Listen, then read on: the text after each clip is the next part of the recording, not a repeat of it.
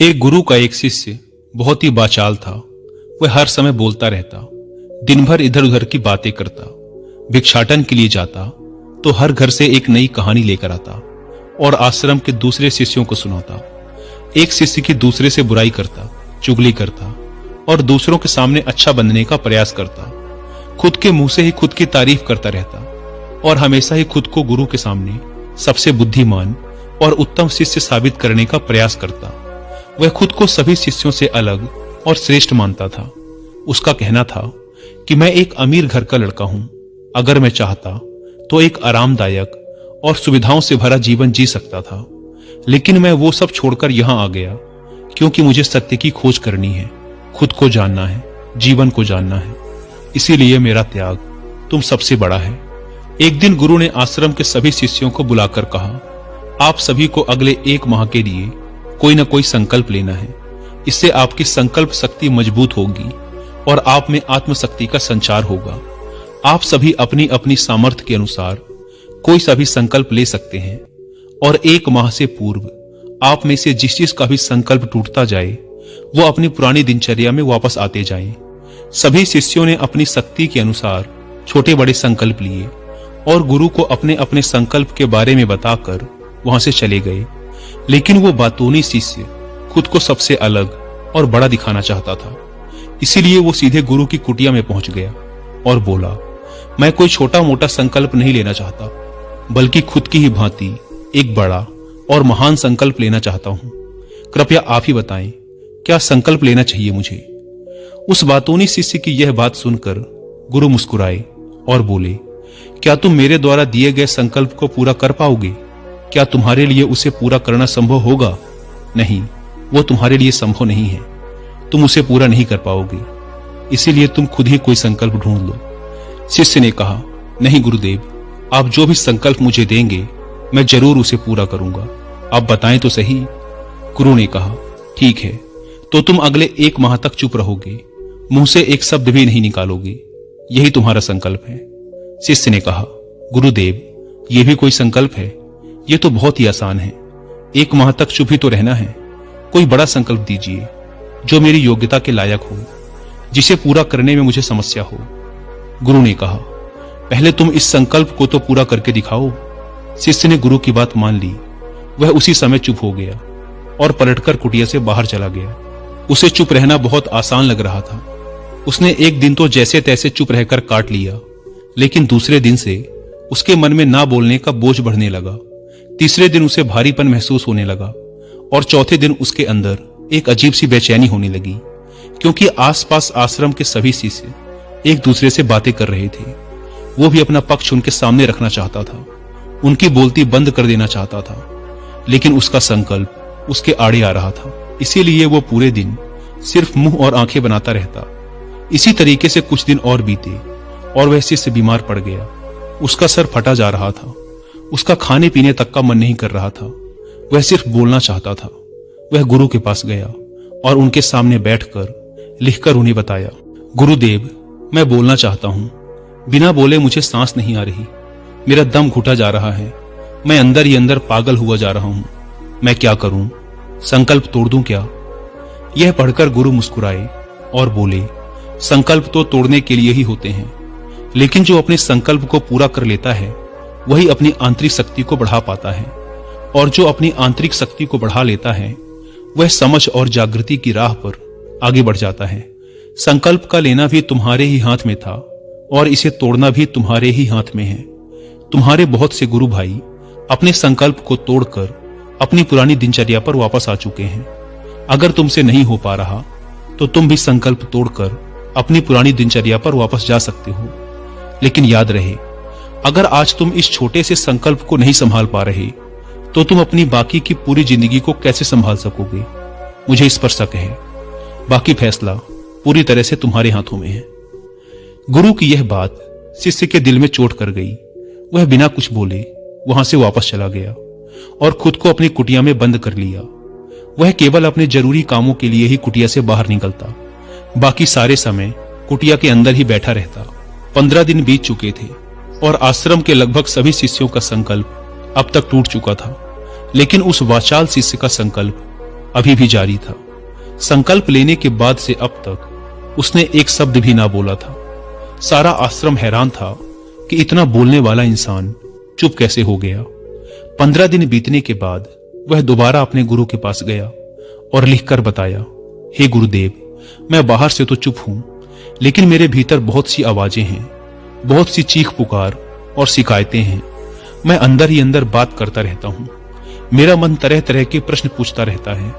मैं बाहर से जितना मौन हूं, भीतर से उतने ही शोर शराबे से भरा हुआ हूं। मुझे शक हो रहा है, क्या मेरा संकल्प अभी भी जारी है? गुरु ने कहा, हां, तुम्हारा संकल्प अभी भी जारी है, लेकिन जब तक लोगों की ये आवाजें तुम्हारे कानों में पड़ती रहेंगी, तुम्हारा मन बोलता रहेगा, क्योंकि इसे तो आदत है बोलने की। तुम भले ही बाहर से चुप रहो, लेकिन तुम अंदर ही अंदर बोलते रहोगे। तुम्हें इन बातों से, इन आवाजों से दूर जाना पड़ेगा। शिष्य गुरु को प्रणाम कर वहां से चला जाता है और सुबह होते ही अपनी कुटिया छोड़कर जंगल की तरफ चला जाता है। कई दिन बीत जाते हैं, संकल्प का समय भी पूरा हो जाता है, लेकिन वो शिष्य लौट कर नहीं आता। आश्रम में सभी को डर था कि कहीं जंगली जानवरों ने उसे खा न लिया हो। इस बीच उसे ढूंढने की बहुत कोशिश की गई, लेकिन वो कहीं नहीं मिला। सभी गुरु भाइयों ने मान लिया था कि जंगली जानवरों ने उसे अपना शिकार बना लिया है, लेकिन गुरु को ऐसा नहीं लगता था। एक दिन आश्रम का एक शिष्य गुरु के पास आया और बोला, गुरुदेव, उस वाचाल शिष्य के साथ क्या हुआ होगा? क्या जानवरों ने उसे मार दिया होगा? गुरु ने कहा, हो सकता है कि जानवरों ने उसे अपना शिकार बना लिया हो, लेकिन उसके ना लौटने की एक दूसरी वजह भी हो सकती है। शायद उसे वो मिल गया है जिसके लिए वो गया था। शिष्य ने पूछा, गुरुदेव, क्या ज्यादा बोलना इतना हानिकारक होता है? गुरु ने कहा, इंसान के जीवन के बहुत सारे दुखों में से एक दुख ये भी है कि वो कभी चुप नहीं रह सकता, हमेशा कुछ ना कुछ बोलता ही रहता है। सिर्फ हमारे बोलने के कारण हमारे आधे से ज्यादा दुख पैदा होते हैं। परिवार के अधिकतर झगड़ों की वजह हमारा बेमतलब बोलना ही होता है। हम में से कोई भी चुप नहीं रहना चाहता। हम बस सामने वाले को सुना देना चाहते हैं। जो भी हमारे मन में है सब निकाल कर उसके मन में बैठा देना चाहते हैं। उसे समझा देना चाहते हैं कि देख, तू गलत है और मैं सही। आखिर ये कहां तक उचित है, क्योंकि दूसरा भी तो यही कर रहा है। और इस तरीके से सब एक दूसरे की सड़ी गली बातों को ग्रहण कर रहे हैं। फिर समय के साथ उन्हीं बातों की परतों को उकेरते रहते हैं और एक दूसरे को सुनाते रहते हैं। इस तरीके से सुनने और सुनाने का यह काम जिंदगी भर चलता रहता है। लेकिन इस नासमझी में हम खो देते हैं अपना समय, अपना जीवन, अपनी समझ और सबसे महत्वपूर्ण वो कीमती पल जो जिए जा सकते हैं, जिनको अनुभव किया जा सकता है, जिनमें आनंद को प्राप्त किया जा सकता है। लेकिन इसके बदले हमें मिलता क्या है? कुछ नहीं, सब व्यर्थ और बर्बाद हो जाता है। इस पागलपन में हमने क्या खो दिया, इसका एहसास केवल कुछ ही लोगों को हो पाता है। बाकी लोग जैसे उन्हें अपने आने का पता नहीं, वैसे ही उन्हें अपने जाने का भी पता नहीं चल पाता। शिष्य ने कहा, तो फिर इसका समाधान क्या है? गुरु ने कहा, पूरी जागरूकता के साथ अपने विचारों को देखना, यही एकमात्र तरीका है सारी मानसिक समस्याओं का। दोस्तों, वर्तमान में रहकर पूरी जागरूकता के साथ अपना काम करना जिंदगी में चमत्कारिक बदलाव ला देता है।